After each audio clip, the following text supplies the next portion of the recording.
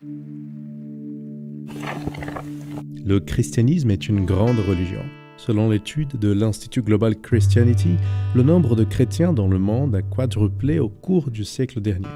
Pour avoir une idée de ce progrès, en 1910, le nombre de chrétiens en Afrique subsaharienne représentait 10% de la population totale.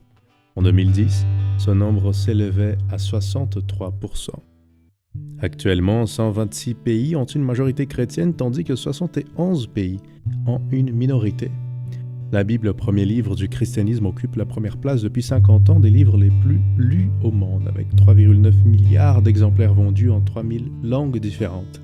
Tu sais, toute cette grandeur du christianisme peut nous faire oublier nos origines. Beaucoup de pieds ont pavé ce long chemin à ce jour. Beaucoup de sang a été versé, beaucoup de personnes persécutées, beaucoup de vies martyrisées.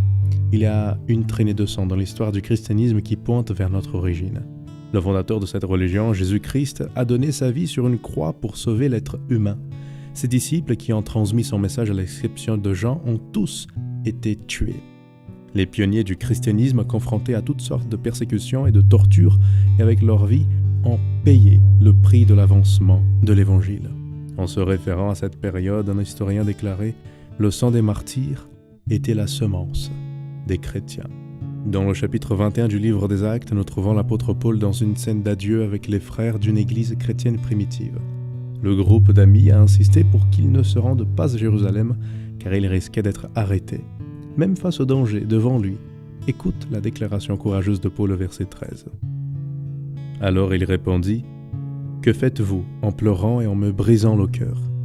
Je suis prêt, non seulement à être lié, mais encore à mourir à Jérusalem pour le nom du Seigneur Jésus. » Tu sais, quand je regarde en arrière et que je vois le prix payé pour que le message chrétien se répande, je me demande comment est-ce que je prends soin de l'héritage qui m'a été transmis.